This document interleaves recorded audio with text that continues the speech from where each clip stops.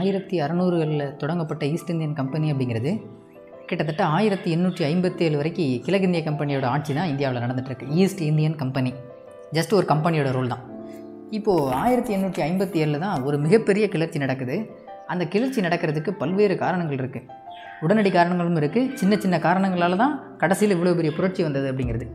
சரி, இந்த புரட்சி நடந்ததுக்கான காரணங்கள் என்ன? ஏன்னா இதுக்கு முன்னாடி புரட்சியே வரலன்னா இல்லை, இதுக்கு முன்னாடி இருந்தது. 1801 நம்ம தமிழ்நாட்டில், அதாவது மெட்ராஸ் மாகாணத்தில் நடந்த நம்ம மருதுசகோதரோட கிளர்ச்சி நடந்ததுலேயே பாளையக்காரர்கள் கிளர்ச்சி அதுவும் நடந்தது. அதுக்கு முன்னாடி நிறையா பாளையக்காரர்கள் இறந்து போயிருக்காங்க. இந்த புரட்சியெல்லாம் முடிஞ்சு பெருங்கிளர்ச்சி அப்படின்னு சொல்லி இந்த 1857 சொல்கிறோம்.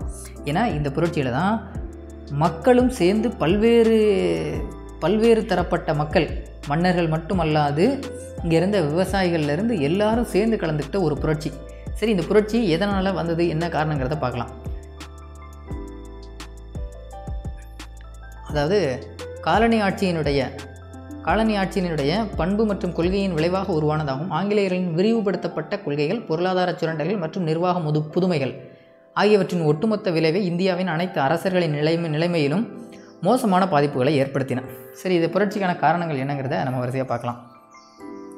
பொருளாதார ரீதியான சுரண்டல் கொள்கை, எக்கனாமிக்கில் நம்மளை பயங்கரமாக எக்ஸ்ப்ளாய்ட் பண்ணிகிட்டு இருக்கிறாங்க. அது ஒரு முக்கியமான காரணம். பொருளாதார சுரண்டல் அப்படிங்கிறது என்ன அப்படின்னா, கிட்டத்தட்ட ஒரு நாளைக்கு 24 மணி நேரம் இருக்குன்னா 18 மணி நேரம் 20 மணி நேரம் நம்மளை வேலை வாங்குறது. அது நம்மளோட பொருளாதார வழியில் சுரண்டுறது. அதுபோக விவசாயிகள் மாதிரியான மக்கள் இருக்காங்க இல்லையா, அவங்ககிட்ட அதிகப்படியான வரி விதிப்பு. அப்போ இந்த மாதிரி அதிகமாக வரி விதித்தது நம்ம மக்களால் பே பண்ண முடியல. அப்போ அதுவும் இந்த பிரச்சனைக்கு காரணம். அப்புறம் வாரிசு இழப்பு கொள்கை, டாக்ட்ரின் ஆஃப் லேப்ஸ் அப்படிங்கிற ஒன்று. வாரிசு இழப்பு கொள்கை அப்படிங்கிறது, இப்போ ஒருத்தருக்கு, ஒரு மன்னருக்கு நேரடி வாரிசு இல்லை அப்படின்னா இனிமேல் அவருக்கு ஆட்சி அதிகாரம் செலுத்துவதற்கு அங்கே உரிமை இல்லை. இனிமேல் அவரோட ஆட்சிங்கிறது அதோட முடிஞ்சு போச்சு. அவருக்கு உட்பட்ட பகுதி எல்லாமே இனிமேல் ஆங்கிலேயர்களுக்கு சொந்தமானது அப்படின்னு சொல்லி வாரிசு இழப்பு கொள்கை அப்படிங்கிற ஒன்று கொண்டு வந்திருந்தாங்க. அப்புறம் துணைப்படை திட்டம், சப்சிடியரி அலையன்ஸ் சிஸ்டம் அப்படிங்கிறது, இதெல்லாம் 1798 கொண்டு வந்திருந்தாங்க. இது டாக்ட்ரின் ஆஃப் லேப்ஸ் அப்படிங்கிறது 1848 கொண்டு வந்திருந்தது. சரி, சப்சிடியரி அலையன்ஸ் சிஸ்டத்தில் என்ன சொல்லியிருக்காங்க அப்படின்னா, துணைப்படை திட்டம் அப்படிங்கிறது, இப்போ ஒரு பிரிட்டிஷ் இருக்காங்க, பிரிட்டிஷ்க்குன்னு சில ஆர்மி இருக்கும் இல்லையா, ஆர்மி யூனிட் இருக்கும். அதே மாதிரி கிங் இருக்காருன்னா, இது நம்ம நாட்டோட கிங், அவருக்குன்னு ஒரு ஆர்மி யூனிட் இருக்கும். இப்போ இந்த பிரிட்டிஷோட ஆர்மி யூனிட் இருக்கு இல்லையா, இந்த ஆர்மி யூனிட்டையும் கிங்கோட ஆர்மி யூனிட்டையும் ரெண்டையுமே யார் மேனேஜ் பண்ணிக்கணும் அப்படின்னா, ஒரு கிங் தான் மெயின்டைன் பண்ணணும். எல்லா செலவையும் அவர் தான் பார்த்துக்கணும். ஒரு போர்னு வந்தது அப்படின்னா பிரிட்டிஷோட அனுமதி இல்லாமல் இந்த படைகளை ஒரு கிங்காக இருந்தால் கூட பயன்படுத்தக்கூடாது. ஆனால் பிரிட்டிஷ்க்கு இந்த 2 படைகளையும் பயன்படுத்துறதுக்கு முழு உரிமை உண்டு. அந்த அளவுக்கு.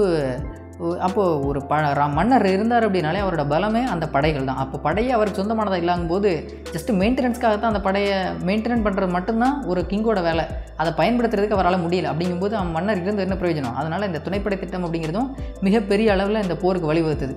அதுபோக நிறைய எஃபெக்டிவ் கண்ட்ரோல்ஸ் அப்படிங்கிறது, பல கட்டுப்பாடுகள் மக்களிடையே கொண்டு வந்தது. இதெல்லாம் பிரச்சனையாக கொண்டு வந்தது. அப்புறம் அவங்களோட விரிவாக்க கொள்கை அப்படிங்கிறது என்ன அப்படின்னா, எக்ஸ்டென்ஷன் பாலிசி அப்படிங்கிறது ஒட்டுமொத்த இந்தியாவையுமே தன்னோட கையில் கொண்டு வரணும்னு நினச்சாங்க. யாரெல்லாம் எதிர்க்கிறாங்களோ அவங்களெல்லாம் தகர்த்துட்டு ஒட்டுமொத்த இந்தியாவும் அவங்களோட கையில் வரணும்னு நினச்சது. அதுவும் ஒரு முக்கியமான பிரச்சனை. அப்புறம் கிறித்தவ சமய பரப்பு குழுவினரின் மதமாற்ற நடவடிக்கை, அதாவது கிறிஸ்டியனுக்கு கன்வெர்ட் பண்ணுறதுக்கு நிறைய சட்டங்கள் கொண்டு வந்தாங்க. அதாவது என்ன அப்படின்னா, இதுக்கு முன்னாடி ஒருத்தர் மதம் மாதிரி திருமணம் முடிச்சிட்டாங்க அப்படின்னா அவங்களுக்கு முன்னோர்களோட சொத்துல பங்கு இல்லை அப்படின்னு சொல்லி இருந்தது. ஆனால் 1850 அந்த லெக்ஸ் லோசி ஆக்ட் இதெல்லாம் கொண்டு வந்து இனிமேல் மதம் மாதிரி திருமணம் முடிச்சிருந்தாலும் அவங்களுக்கு முன்னோர்களோட சொத்துல பங்கு இருக்குது அப்படின்னு சொல்லி கொண்டு வந்தாங்க. அப்போ தான் நிறைய மதம் மாறுவாங்க இல்லையா. அப்போ இந்த கிறிஸ்டியன் கன்வர்ஷன் அப்படிங்கிறது அதிகமாக இருந்தது இந்த காலகட்டத்தில். அப்புறம் சதி ஒழிப்பு, எபோலிஷன் ஆஃப் சதி, அதை 1829 கொண்டு வந்தாச்சு சொல்லி ராஜாராம் மோகன் ராயோட பீரியடில். சதி அப்படிங்கிற பழக்கத்தை ஒழிக்கிறோம் அப்படின்னா நம்ம மக்கள்லாம் நிறைய பேர் என்ன நினைக்கிறாங்க, இது நம்மளோட கலாச்சாரம் சார்ந்தது, இதுலேயும் ஆங்கிலேயர்கள் கை வைக்கிறாங்களே, அப்போ நம்ம ஆங்கிலேயர்களை எதிர்க்கணும் அப்படின்னு சொல்லி 1857 கிளர்ச்சிக்கு இதுவும் ஒரு வழிவகுத்தது. அப்புறம் பெண் சிசு கொலை, இன்ஃபான்டிசைடு, ஃபீமேல் இன்ஃபான்டிசைடு, பெண் சிசு கொலை அப்படிங்கிறது பெண் குழந்தை பிறந்துருச்சுனாலே அதை அழிச்சிடணும் அப்படிங்கிற மாதிரியான ஒரு பிரச்சனை. இதெல்லாம் பிரிட்டிஷ்காரங்க இதெல்லாம் செய்யக்கூடாது அப்படின்னு சொல்லி சட்டம் கொண்டு வராங்க. இதெல்லாமே நம்ம மக்களுக்கு பிடிக்கல. அப்புறம் விதவை மறுமணம், ரீமேரேஜ் அப்படிங்கிறதும் நம்ம ஆட்களுக்கு சுத்தமாக பிடிக்கல. ஏன்னா நம்மளாம் சதியை என்கரேஜ் பண்ணிட்டு இருக்கக்கூடிய ஆட்கள், அதனால் விதவை மறுமணம் பிடிக்கல. அதையும் பிரிட்டிஷ் சட்டம் கொண்டு வராங்க. ரீமேரேஜ் ரெஃபார்ம் அப்படின்னு சொல்லி 1856 ஈஸ்வர் சந்திர வித்யாசாகரோட பங்கெடுப்புனால கொண்டு வரப்பட்டிருந்தது இல்லையா, அதையும் நம்ம ஆட்கள் எதிர்க்கிறாங்க. இதெல்லாம் சேர்ந்து தான் நம்மளோட கலாச்சாரத்துக்கு இவங்க பிரச்சனையாக தான் இருக்கிறாங்க ஆங்கிலேயர்கள்னு சொல்லி ஆங்கிலேயர்களை எதிர்க்கணும் முடிவு பண்ணது தான் இந்த 1857 பெருங்கிளர்ச்சிக்கு இது எல்லாமே வழிவகுத்தது. அடுத்து இப்போது சிப்பாய்ஸ் இருக்காங்களே, சோல்ஜர்ஸ், அதில் இப்போ பிரிட்டிஷ் அங்கேருந்து வந்திருக்கிறாங்க அப்படின்னா ஒட்டுமொத்தமே பிரிட்டிஷோட சோல்ஜர்ஸ் தான் கூட வந்தது கிடையாது. இந்தியன் சோல்ஜர்ஸும் இருக்காங்க, பிரிட்டிஷோட சோல்ஜர்ஸும் இருக்காங்க, சோல்ஜராக இருக்கிறவங்கலாம். இப்போ என்ன ஆச்சு அப்படின்னா இந்தியன் சோல்ஜர்ஸ்க்கு சேலரி வந்து கம்மியாக இருக்குது, ஆனால் அதே இது பிரிட்டிஷாக இருந்ததுன்னா சேலரி அதிகமாக இருக்குது. இது நம்மளோட ப்ரொமோஷன் பார்த்தோன்னா நமக்கு கம்மியாக இருக்குது, பிரிட்டிஷ்க்கு அதிகமாக இருக்குது. அப்போ இந்த மாதிரியான உயர்வு தாழ்வுகளும் நம்ம இந்த 1857 ரிவோல்ட்டுக்கு பிரச்சனைக்கு இதுவும் வழிவகுத்தது. சரி, இதெல்லாம் காலங்காலமாக ஒவ்வொரு காலகட்டத்தில் இதெல்லாம் நடந்துகிட்டே வந்துட்டு இருந்திருக்கு. இமிடியேட் ரீசன் அப்படிங்கிறது என்ன அப்படின்னா, இங்கே இதுவுமே கிட்டத்தட்ட ஒரு வதந்தின்னு தான் ஒரு சிலர் சொல்லிட்டு இருக்காங்க. என்ன அப்படின்னா, என்ஃபீல்டு ரக துப்பாக்கி, என்ஃபீல்டு ரைஃபிளை இன்ட்ரடியூஸ் பண்ணிடுறாங்க. அதில் என்ன பண்ணியிருக்காங்க அப்படின்னா, அதோட உரையில் வந்து அதை வாயால் கடிச்சு எடுத்துகிட்டு தான் அந்த தோட்டாவை பயன்படுத்துகிற மாதிரி இருக்குது. ஆனால் அதில் என்ன சொல்லியிருக்காங்க அப்படின்னா, பன்றி மற்றும் பசுவோட தோலால் செய்யப்பட்டது அப்படின்னு சொல்லி மேலுரை அப்படிங்கிறது, அதில் பன்றி கொழுப்பு மற்றும் மாட்டோட கொழுப்பு தடவப்பட்டிருக்கு அப்படின்னு சொன்னதும் ஹிந்துக்கள் பசுவ தெய்வமாக பார்க்குறாங்க. இஸ்லாமியர்கள் பன்றி அப்படின்னாலே பிடிக்காது. அப்போ இது ரெண்டையுமே பயன்படுத்த ஆரம்பிச்சது. ஹிந்துவுக்கும் முஸ்லீமுக்கும் இது சுத்தமாக பிடிக்கலை. பிரச்சனை பெரிய அளவில் தொடங்குது. அப்போ தொடங்குறதுக்கு காரணம் இந்த என்ஃபீல்டு ரைஃபிள் தான் பிரச்சனை. அதில் போடக்கூடிய அந்த தோட்டால் கேட்ரிட்ஜ் மேல் உரை அப்படிங்கிறது பன்றி மற்றும் மாட்டோட கொழுப்புனால் செய்யப்பட்டது தான் இவ்வளோ பெரிய பிரச்சனைக்கும் காரணம். அப்போது இதை பயன்படுத்த முடியாதுன்னு சொல்லிட்டு, இது தங்களோட மத உணர்வை புண்படுத்துகிற மாதிரி இருக்குன்னு சொல்லிட்டு இந்த மிகப்பெரிய அளவில் புரட்சி வெடிக்க காரணமாக இருந்தது இந்த என்ஃபீல்டு ரைஃபிள் தான். சரி, இது எப்போ தொடங்குச்சு அப்படின்னா, பாரக்பூரில் 29 மார்ச் 1857 மங்கள் பாண்டே அப்படிங்கிறவர் தான் முதல்ல இதுக்கு தொடங்குறாரு. இவர் என்ன பண்ணுறாரு, இது எங்களால் பயன்படுத்த முடியாது அப்படின்னு சொல்கிறாரு. அதுக்காக 2 பிரிட்டிஷ் ஆஃபீஸர் 2 பேரை கொலை பண்ணிடுறாரு. 2 பிரிட்டிஷ் ஆஃபீஸரை கொலை பண்ணதுமே இவரை உயிரோட விடக்கூடாது அப்படின்னு சொல்லிட்டு இவரை சுட்டு வீழ்த்தணும்னு முடிவு பண்ணிடுறாங்க. அப்போது அவரை சுட்டு ஏப்ரல் 8 சுட்டு வீழ்த்திடுறாங்க. ஏப்ரல் 10 ஃபிக்ஸ் பண்ணியிருப்பாங்க, ஆனால் 8 அவரை தூக்கில் போட்டு கொண்டுருவாங்க. இதுக்கப்புறம் தான் இந்த பிரச்சனை ஒவ்வொரு இடமா பரவ ஆரம்பிக்குது. இதோட இது பாரக்பூரில் தொடங்கி அப்புறம் பெர்காம்பூர், மீரட் அப்படின்னு சொல்லி ஒவ்வொரு இடமா தொடங்குது. எக்ஸாக்டாக இந்த டேட்டு எப்போ அப்படின்னா 1857 ரிவோல்ட் அப்படிங்கிறது 1857 மே 10 எல்லாம் ஒன்றிணைஞ்சிட்டாங்க. எங்கே அப்படின்னா மீரட்டில் 3ஆம் குதிரைப்படை, அதாவது 3rd cavalry at Meerut openly, திறந்த வழியில் பிரச்சனையை தொடங்கியாச்சு. எல்லா சோல்ஜர்ஸும் அந்த பிரச்சனையில் ஈடுபட ஆரம்பிச்சிட்டாங்க. அப்போது 11வது மற்றும் 11th and 20th நேட்டிவ் இன்ஃபேண்ட்ரிஸ் எல்லாம் பிரச்சனை பெருசாகுது. எல்லோரும் ஒன்றா இணைஞ்சாச்சு. பிரிட்டிஷ் எல்லாம் அடித்து கொள்கிறாங்க. அந்த அளவுக்கான பிரச்சனை. இப்போ எல்லாம் சேர்ந்து 10 மீரட்டிலேருந்து டெல்லிக்கு போகணும்னு முடிவு பண்ணியாச்சு. அப்போ டெல்லிக்கு போனது மே 11 அங்கே கிங்காக இருக்கிறவர் யார் அப்படின்னா பகதூர் ஷா 2. அவரை தான் போனதும் என்ன பண்ணுறாங்க அப்படின்னா, இப்போ இங்கேருந்து டெல்லிக்கு போகணும் இல்லையா, அதை வழி நடத்தினது யார் அப்படின்னா பகத்கான் அப்படிங்கிறவர். பகத்கான் இவர் தான் ஒட்டுமொத்த டீமையும் வழி நடத்துகிறார். அதுக்காக இந்த போராட்டத்தை ஒட்டுமொத்த 1857 ரிவோல்ட்டை வழி நடத்தினது இவர் கிடையாது. அந்த மீரட் டு டெல்லி போன டீமை வழி நடத்தினது தான் பகத்கான். அங்கே போனதுமே சைமன் ஃப்ரேசர்லாம் என்ன பண்ணுறாரு அப்படின்னா, பிரிட்டிஷ் ஆஃபீஸர், அவர் இந்த போராட்டத்தெல்லாம் தடுக்கணும்னு முயற்சி பண்ணுறாரு. கடைசியில் அவரையும் கொலை பண்ணிடுறாங்க. பிரச்சனை இன்னும் கொஞ்சம் பெருசாகுது. ஒட்டுமொத்த டெல்லியுமே நம்ம ஆட்களோட கையில் வந்துருச்சு, கண்ட்ரோலில் வந்ததுமே பகதூர் ஷா 2 அப்படிங்கிறவர் தான் இனிமேல் எம்பரர் ஆஃப் இந்தியா, இந்தியாவின் பேரரசன் என்று அறிவிக்கப்படுகிறார். அவருக்கும் வேறு ஆப்ஷன் இல்லை. ஏன்னா அவருக்கும் கிட்டத்தட்ட 80 வயசு கிட்ட ஆகிடுச்சு. அவரையும் அரசர்னு சொன்னதும் சரி, ஒரு வழியாக இந்தியா சுதந்திரம் அடைய போகுது, நம்ம தான் கடைசி அரசர் அப்படிங்கிற மாதிரி அவரும் சரின்றாரு. பிரச்சனை பெருசாகிடுச்சு மே 11 வரைக்கும்.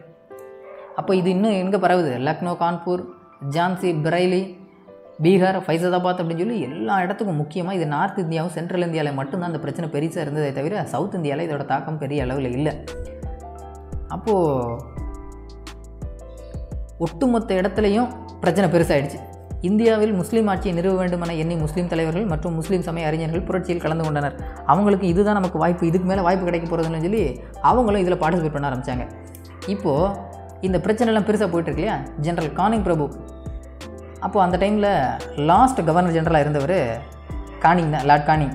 அவர் என்ன பண்ணுறாரு அப்படின்னா, இந்த ப்ரொட்டஸ்ட்டை எப்படியாவது ஒடுக்கணும் அப்படின்னு சொல்லிட்டு மெட்ராஸ், பாம்பே, ஸ்ரீலங்கா, பர்மா எல்லா ஃபோர்ஸஸையும் உள்ளே கூப்பிட்றாரு. எல்லா ஃபோர்ஸும் இங்கே வந்தாச்சு. வந்து ஆங்கிலேயருக்கு ஒவ்வொரு இடத்தையும் தனித்தனியாக போய் அட்டாக் பண்ணணும், அந்த இடத்துல நம்ம கண்ட்ரோலில் கொண்டு வரணும் அப்படின்னு சொல்லி முடிவு பண்ணுறாங்க. 1857 செப்டம்பர் மாதம் 20 கேப்டன் கர்னல் அல்லது ஜெனரல் ஜான் நிக்கோல்சன் அவரோட போராட்டத்தின்படி பகதூர் ஷா 2 அப்படிங்கிறவரை கைது பண்ணிட்டாங்க. கைது பண்ணி அவர் 1862 இங்கேருந்து ரங்கூனுக்கு நாடு கடத்திட்டாங்க. அப்புறம் அவர் அங்கேயே இறந்தும் போயிட்டார். இவரோட பேரன், இவரோட மகன்லாம் இருப்பாங்க இல்லையா, அவங்க எல்லாத்தையுமே மேஜர் ஹுட்சன் அப்படிங்கிறவர், ஹுட்சன் அவர் என்ன பண்ணிட்டார், ஒட்டுமொத்த பேரையும் தலையை அறுத்தே கொலை பண்ணிட்டாங்க. இனிமேல் இவங்களுக்கு வாரிசே இருக்கக்கூடாதுங்க. அப்போது ஒட்டுமொத்த முகலாய பேரரசின் கடைசி அரசர் யார் அப்படின்னா இந்த பகதூர் ஷா 2 தான். இது டெல்லி ஒரு வழியாக அவங்களோட கையில் வந்துருச்சு. மே மாதம் டெல்லி நம்ம கண்ட்ரோலில் இருந்தது. செப்டம்பர் மாதம் திரும்பவும் பிரிட்டிஷ் அவங்களோட கையில் எடுத்துட்டாங்க. பிரிட்டிஷோட கொடி ஏறிடுச்சு. இதே மாதிரி தான் கான்பூரில், லக்னோவில் ஒவ்வொரு இடத்துலையும் பிரச்சனை.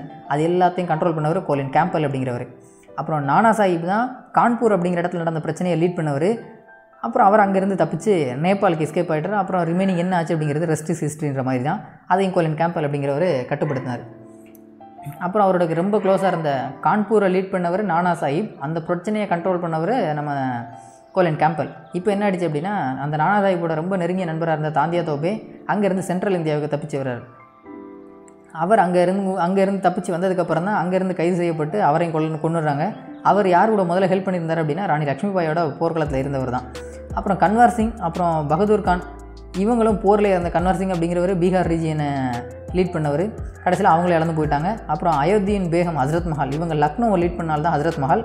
இவங்களும் கிட்டத்தட்ட நேபாளில் அங்கே போய் மறைஞ்சிருந்து வாழ்ந்துட்டு இருந்தாங்க. இப்படி புரட்சி அப்படிங்கிறது 1857 ரிவோல்ட் அப்படிங்கிறது கிட்டத்தட்ட ஒரே வருஷம் தான் 1858 ஸ்டாப் பண்ணிட்டாங்க. எல்லாத்தையும் கண்ட்ரோல் பண்ணிட்டாங்க பிரிட்டிஷ். இதற்கப்புறம் தான் 1858 கவர்மெண்ட் ஆஃப் இந்தியா ஆக்ட் அப்படின்னு சொல்லி இன்று முதல் இந்தியா என்ற ஒரு தேசம் பிரித்தானிய அரசின் நேரடி கட்டுப்பாட்டில் வருகிறது. ராணியின் விக்டோரியா மகாராணியின் தலைமையின் கீழ் அரசு நிறுவப்படுகிறது அப்படின்னு சொல்லிட்டு இன்று முதல் கிழக்கிந்திய கம்பெனியின் ஆட்சி முடிவடைகிறதுன்னு சொல்லி இந்திய அரசு சட்டம் 1858 லார்ட் கேனிங் அப்படிங்கிறவர் மூலமாக இவர் தான் இந்தியாவின் முதல் வைஸ்ராய் அப்படின்னு சொல்லி கவர்னர் ஜெனரல் அப்படிங்கிற பதவியை வைஸ்ராயை மாற்றி இன்றிலிருந்து 1858 அவங்களுடைய ஆட்சி தொடங்க ஆரம்பிச்சது. பிரிட்டிஷோட நேரடி ஆட்சி. இவ்வளோ பெரிய போராட்டம் நமக்கு உண்மையிலே கிடச்சிருந்தா அன்றைக்கே சுதந்திரம் கிடச்சிருக்கணும் 1858. ஆனால் அன்றைக்கி காரணம் நம்மளுடைய பெரிய அளவில் ஒற்றுமையில் அந்த மிகப்பெரிய தோல்விக்கு காரணம் என்ன அப்படின்னா, எல்லாத்தையுமே லேக் ஆஃப் ஆர்கனைசேஷன், எல்லாத்தையும் ஒன்றிணைக்கிறதுக்கு சரியான லீடர்ஷிப் இல்லை, டிசிப்ளின் இல்லை, காமன் பிளான், எல்லாத்துக்குமே சுதந்திரம் அடையணும் அப்படிங்கிற விருப்பம்லாம் இல்லை. ஒரு சிலர் எனக்கு டாக்டர்னா ஃப்ளாப்ஸ் படி என்னோட இடம் போயிடுச்சு, என்னோட மன்னராட்சியெல்லாம் பறிபோகுது அப்படின்னு சொல்லி அவங்க போராடுறாங்க. இன்னும் ஒரு சிலர் சப்சிடரி அலையன்ஸ் துணைப்படை திட்டத்தின் மூலமாக என்னோட இடம் ஆக்கிரமிக்கப்படுது, அதனால் நான் போராடுறேன் அப்படிங்கிறாங்க. இன்னொன்று விவசாயிகளுக்கு வரி அதிகமாக இருக்குது, அதனால் நாங்கள் போராடுறோம் அப்படிங்கிறாங்க. ஒட்டுமொத்தமாக இந்திய தேசத்தின் சுதந்திரத்திற்காக யாருமே போராடலை. அது ஒன்று. சென்ட்ரலைஸ்டு லீடர்ஷிப், மத்தியமயமாக்கப்பட்ட ஒரு தலைமை அப்படிங்கிறது இல்லை. இன்னொன்று, ஆங்கிலேயர்கள்ட்ட இருக்கக்கூடிய டீம் எல்லாம் பார்த்தோம்னா வெல் ட்ரெயின்டு ஆர்மிஸ். நம்மக்கிட்ட இருந்ததெல்லாம் பெரிய அளவில் ஆர்மி யூனிட்லாம் கிடையாது. அதே மாதிரி நம்மளாம் வாளும் வேலும் தூக்கிட்டு தான் போராடிட்டு இருந்தோம். அவங்ககிட்ட மாடர்ன் வெப்பன்ஸ் எல்லாம் இருந்தது. அப்புறம் மாடர்ன் வெப்பன்ஸ் இருந்தது, டெக்னிக்ஸ் இருந்தது. நம்மக்கிட்ட ஒன்றும் கிடையாது.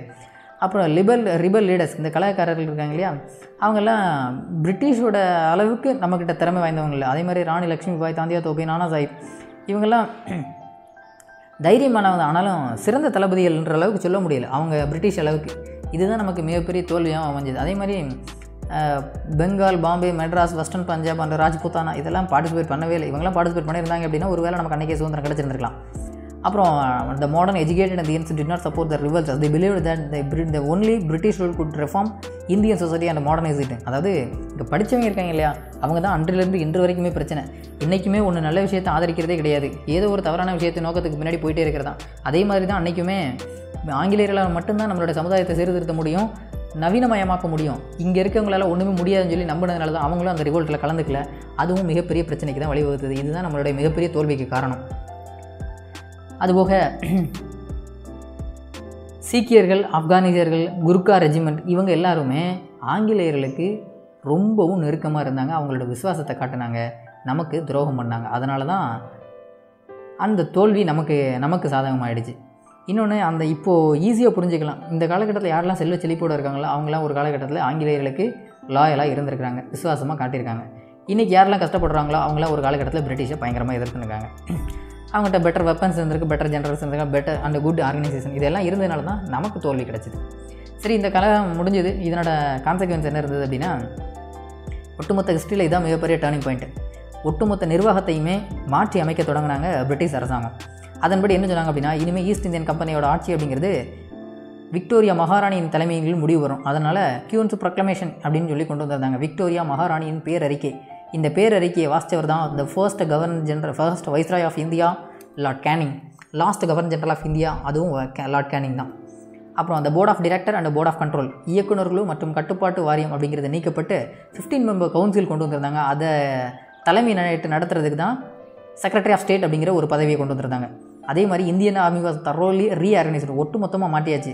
அதில் இது வரைக்கும் இருந்ததெல்லாம் நம்ம மெஜாரிட்டி நம்ம இந்தியன் சோல்ஜர்ஸ் இருந்தாங்க, ஈஸ்ட் இந்தியன் கம்பெனியோட சோல்ஜர்ஸ் இருந்தாங்க இல்லையா. இனிமேல் பிரிட்டிஷ் ஆர்மியில் யார் இருக்க போகிறோம் அப்படின்னா ராணியோட படை இருக்க போகுது. அப்போ ராணியோட படை வந்தது அப்படின்னா இங்கே ஆல்ரெடி இருந்த ஈஸ்ட் இந்தியன் கம்பெனியோட படைகள் இருக்கு இல்லையா, அதுவே டம்மி ஆயிரும். அந்த அளவுக்கு அடுத்து கொண்டு வந்திருந்தாங்க. அப்புறம் British military policy came to dominated by the idea of divide and counter policy, பிரித்தல் மற்றும் எதிர்த்தாக்குதல் என்ற கொள்கை ஆங்கில இராணுவ கொள்கையில் ஆதிக்கம் செலுத்தியது. டிவைட் அண்ட் ரூல் பாலிசி உண்மையில் 1857 புரட்சி இந்திய மக்கள் அனைவரையும் ஒருங்கிணைத்து இந்தியா ஒரே நாடு என்ற உணர்வை கொண்டு வருவதில் முக்கிய பங்கு வகித்தது.